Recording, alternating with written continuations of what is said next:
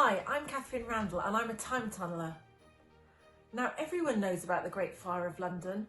Most people study it in school. But when I was doing research for it for my children's novel, The White Phoenix, I discovered lots of things I didn't know about it. So I thought you might like to know about them too. So here are 6 things you never knew about the Great Fire of London. Number 1, it wasn't the first Great Fire of London.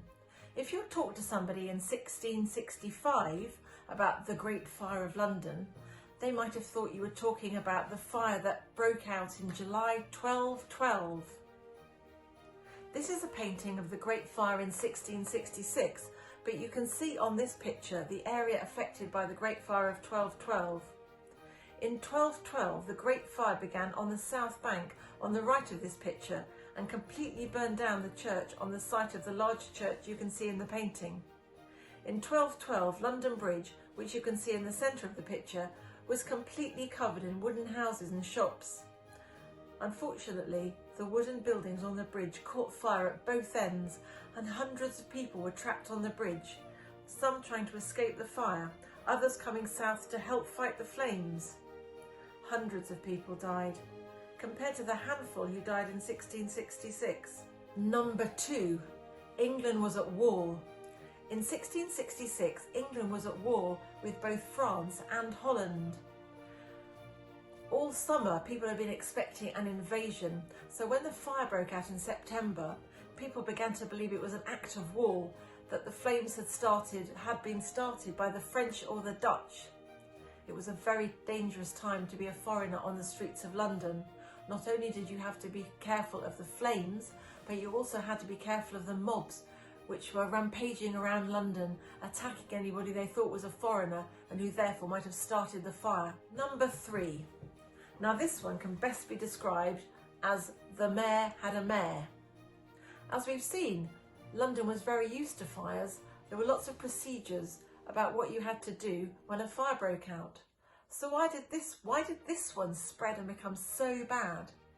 Well, there's somebody whose name I think should be better known in relation to the Great Fire, and that was the Lord Mayor of London, Sir Thomas Bloodworth.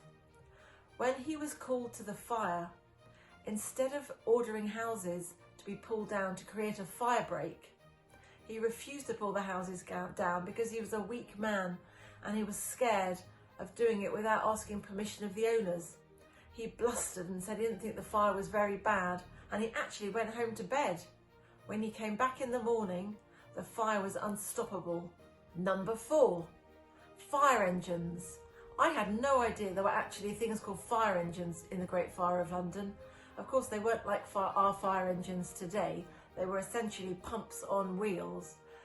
And in fact, they were too big and bulky to be much good. They didn't help put the fire out, and one of them even fell in the Thames.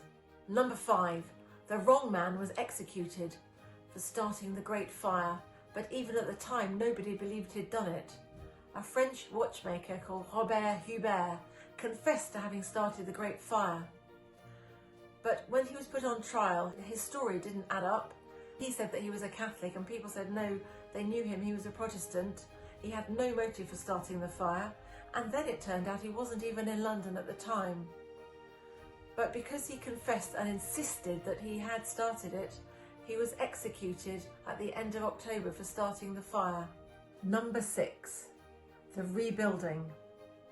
Despite lots of famous people having brilliant ideas about rebuilding the city after the fire, it was pretty much rebuilt on the same lines as it had been before the fire, with the addition of 1 or 2 streets.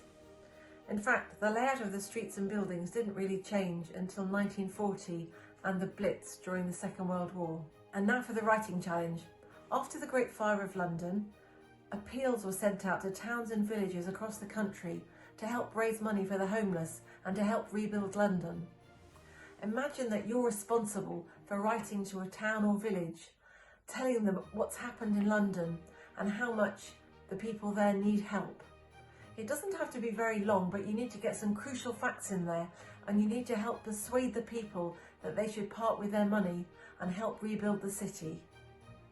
Good luck, have fun, and happy writing.